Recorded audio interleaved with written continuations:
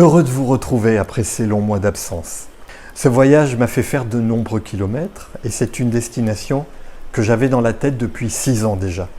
C'est un peu comme si un rêve allait s'exaucer. Tout au long de cette série de films, vous allez découvrir mon parcours, mes visites, mon quotidien pour enfin arriver à cette destination tant attendue. Comme je vous le disais, pour ne pas vous infliger un film trop long, j'ai décidé de morceler ce voyage en plusieurs parties.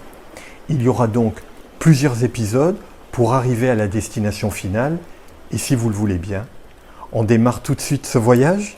Je vous souhaite un bon visionnage et merci d'être là au rendez-vous. C'est sur les bords de la Méditerranée que je vous donne rendez-vous pour ce nouvel épisode. C'est un très long voyage qui se prépare et qui va nous emmener hors de nos frontières. Comme toujours, à bord de mon camping-car et en compagnie de ma petite chatte Loulou qui fait elle aussi partie du voyage, nous allons dans quelques minutes quitter la France, passer la frontière et vivre l'aventure de ce très long voyage qui me tient à cœur car c'est une destination que j'ai dans la tête depuis 6 ans. Je suis donc très heureux et très excité de vous faire partager cette destination et j'espère que ce film vous dépaysera, vous fera découvrir des lieux que vous ne connaissez peut-être pas et qui sait, vous donnera l'envie, vous aussi, de faire ce beau voyage.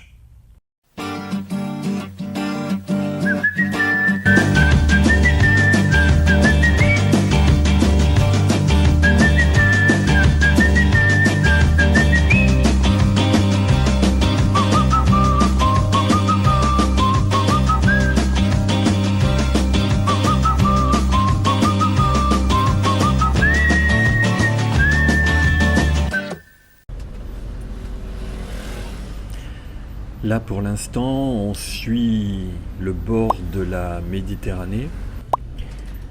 Comme vous avez pu le voir, nous sommes à Menton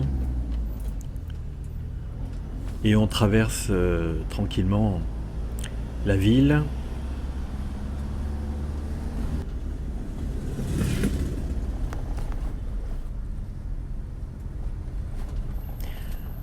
Menton, qui est donc situé dans le département des Alpes-Maritimes et qui est donc la dernière ville française avant la frontière.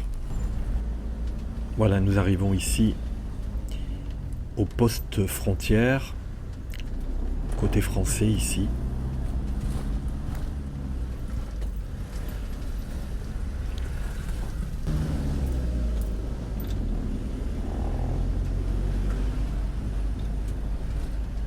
Et maintenant, nous allons passer le dernier poste frontière.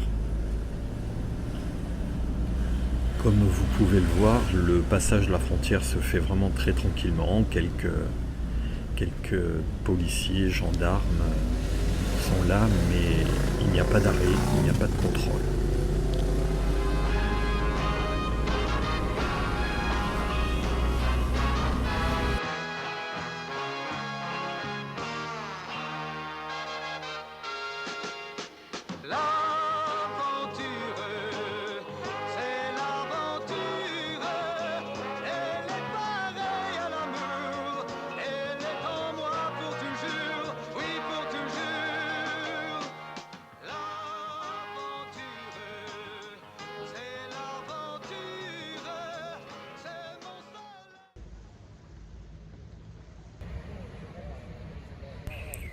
Premier arrêt sur la route de ce long voyage, Santa Margherita Ligure.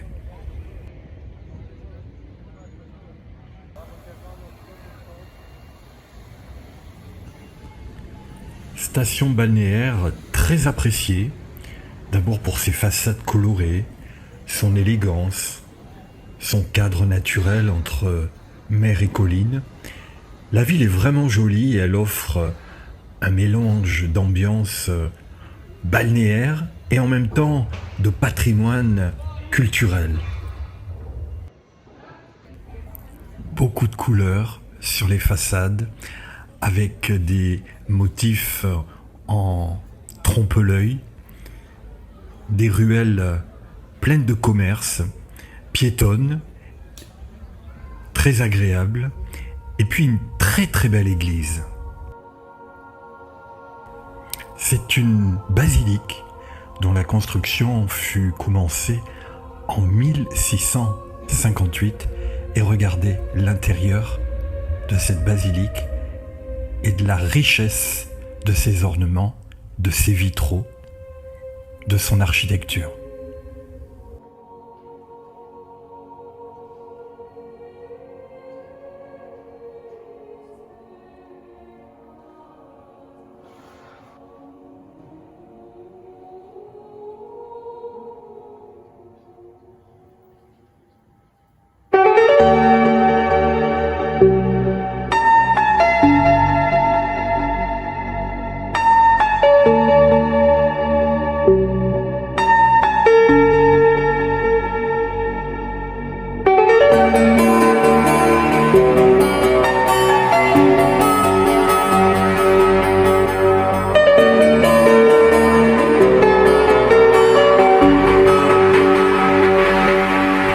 Sachez également que non loin d'ici se trouve la sublime côte des Cinque Terre avec ses fameux villages accrochés à la colline et tombant dans la mer.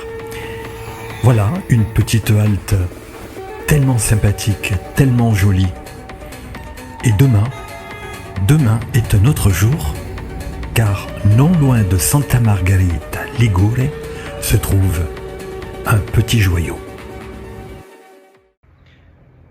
Petite pause tranquille ici pour notre premier jour de première visite en Italie. Un endroit assez sympathique. On est en pleine ville, mais ça reste très calme, très agréable.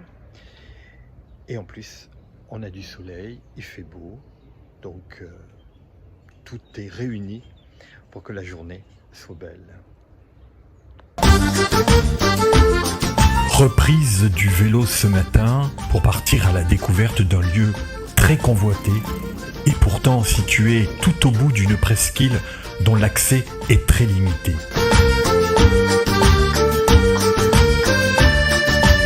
Je vous emmène à Portofino. J'accède au village par cette petite route qui longe la côte et regardez la beauté du paysage, la couleur incroyable de l'eau. Cette balade est tout à fait plaisante à faire à vélo et d'ailleurs, je vous le conseille.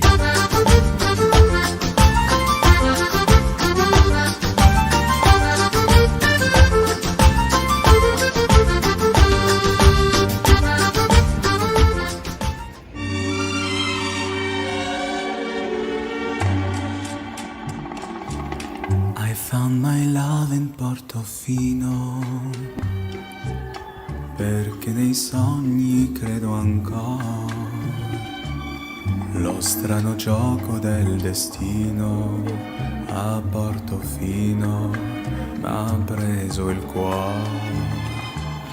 Nel dolce incanto del mattino il mare ti ha portato a me. Socchiudo gli occhi e a me vicino a Portofino rivedo te. Ricordo un angolo di cielo dove ti stavo ad aspettare. Ricordo il volto tanto amato e la tua bocca da baciare. I found my love in Portofino, quei baci più non scorderò. Non è più triste il mio cammino a Portofino. I found my love. Il y avait à Portofino un vieux clocher qui s'ennuyait de ne sonner que les matines quand Portofino se réveillait. Mais après cette nuit divine, on l'entendit sonner un jour. Même même jusqu'aux villes voisines de Portofino pour notre amour. Je vois la marée qui m'emporte et le petit chalet de bois dont tu me fais franchir la porte en me serrant fort dans tes bras. À chaque fois qu'à Portofino le vieux clocher sonne là-haut, il chante notre mariage vers les nuages à Portofino.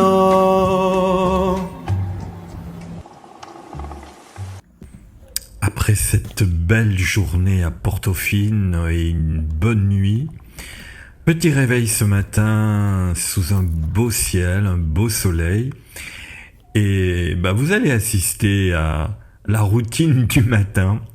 Alors il faut savoir que Loulou, le matin, elle réclame un petit peu de jambon. Alors c'est pas sa nourriture, on va dire, prioritaire. Elle mange des croquettes, mais elle a cette petite gourmandise d'avoir quelques petits morceaux de jambon le matin. Et pour ma part, le matin, c'est la préparation d'un jus de fruits avec des fruits frais. Donc j'ai acheté un petit blender qui se recharge sur la prise USB et qui est très pratique. Donc en fait, je m'achète des fruits comme par exemple ici de la banane que je coupe en petits morceaux et je mets ça dans le blender. Et ensuite, il faut rajouter un petit peu de liquide. Si on laisse les fruits comme ça a du mal quand même à se mixer. Donc là, pour ma part, je rajoute un petit peu de jus de pomme. Je mixe tout ça. Voilà, ça fait un petit peu de bruit. Et je vais rajouter ensuite un autre fruit. Là, j'avais envie ce matin de rajouter un citron pour rajouter un petit peu de vitamine à ce petit cocktail. Donc je coupe les tranches de citron, j'essaie d'enlever un petit peu les quelques pépins, et puis je rajoute ça donc à mon jus déjà qui a commencé avec la banane et le jus de pomme. Je rajoute donc mes tranches de citron, et puis je vais remixer à nouveau tout ça dans mon blender. Une fois que tout ça a été mixé, il n'y a plus qu'à verser dans un grand verre et se prendre ce cocktail de vitamines de bon matin. Ça fait toujours du bien. Après une bonne douche, il est maintenant temps de reprendre la route. Aujourd'hui, c'est direction la Toscane, avec une ville emblématique.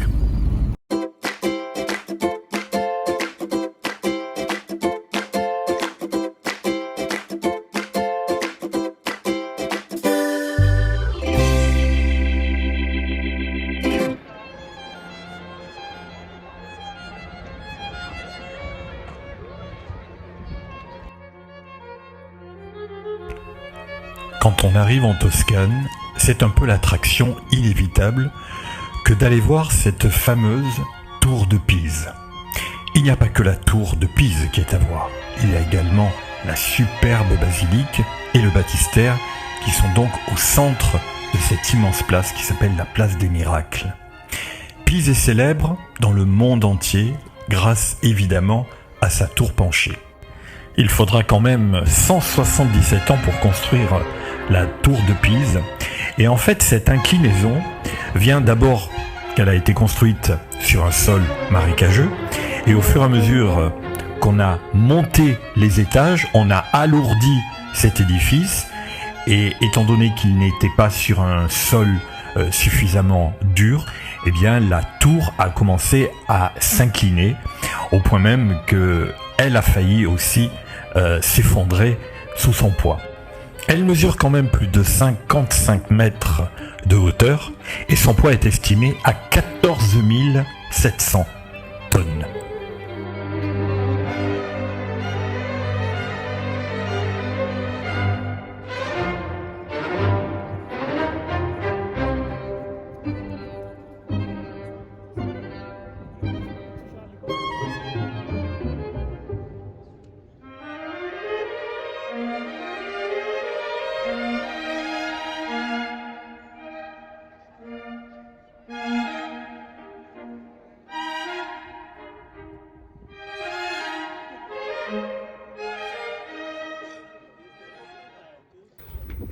Parce qu'il n'y a pas que la tour de Pise à voir à Pise, je reprends mon vélo et je me dirige vers le centre-ville pour aller visiter le quartier un petit peu historique de Pise. On passe ici sur l'Arno qui coule au milieu de la ville. Et ce jour-là, il y avait un marché aux fleurs et aux plantes qui prenait pratiquement tout le centre piéton de Pise, avec énormément de plantes, de fleurs, de citronniers, de géraniums, de rosiers. C'était superbe, un monde fou de partout. Mais toutes ces plantes, c'était joli à voir, c'était très agréable. Donc je suis sur un terrain agricole, je me suis posé là pour la nuit. Et en fait, il y a des champs, enfin il y a surtout beaucoup d'herbes tout autour. Et je me suis rendu compte que en fait, c'était infecté de tiques. Alors on est au printemps, je sais que c'est l'époque où les tiques sortent. Et la pauvre, elle est allée se balader dans l'herbe et quand elle est rentrée dans le camping-car, simplement en passant la main sur son pelage, des tiques sont tombées, que j'ai tout de suite tuées. Je lui ai mis un produit, une petite pipette que m'avait donné le vétérinaire, et puis j'espère que ça ira. Mais du coup, je n'ose pas trop la faire sortir, de peur qu'elle se chope des tiques, parce que dans le pelage d'un chat, c'est un peu difficile à voir, c'est un peu difficile à retrouver. Voilà. T'es pas contente ? Bon, allez, nous on va descendre.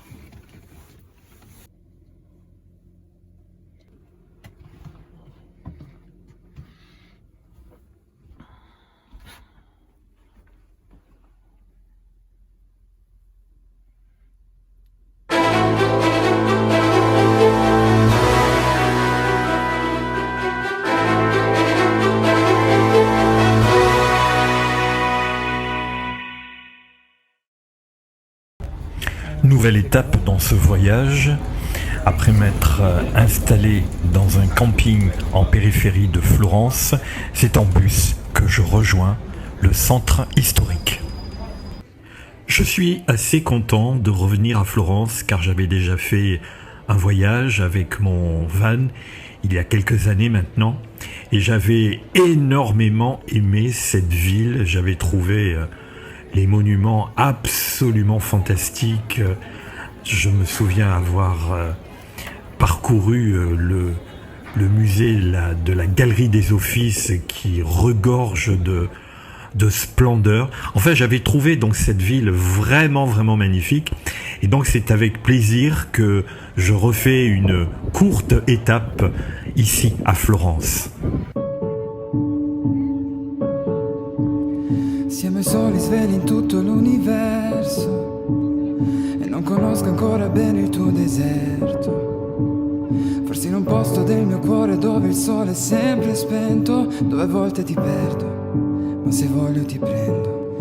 Siamo fermi in un tempo così che solleva le strade. Con il cielo non passo da qui, siamo i mostri e le fate. Dovrei telefonarti, dirti le cose che sento, ma ho finito le scuse e non ho più difese. Siamo liberi sul pavimento in una casa vuota che sembra la nostra. Il caffè con limone contro l'hangover sembra una foto mossa. E ci siamo fottuti ancora una notte fuori il locale. E meno male, se questa è l'ultima canzone poi la luna esploderà. Sarò lì a dirti che sbagli, ti sbagli e lo sai, qui non arriva la musica.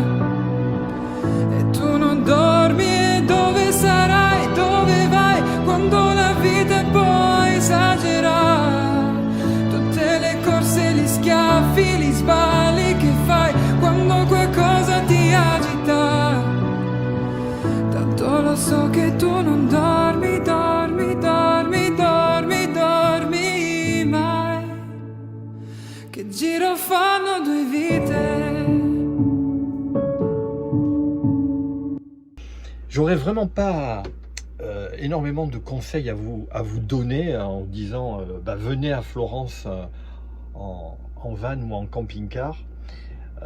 Évidemment, dans une ville aussi grande et aussi dense que Florence, c'est un peu compliqué de garer d'une manière sauvage votre camping-car et de le laisser en toute sécurité. Alors évidemment, comme tout le monde, on fait le choix de se mettre dans un camping. Alors je vais vous faire voir deux petites choses. Alors c'est un emplacement qui est prévu pour camping-car. Et mon camping-car fait 7 mètres de long. Alors regardez bien. Le devant du camping-car, ici, touche carrément la petite haie. Et à l'arrière,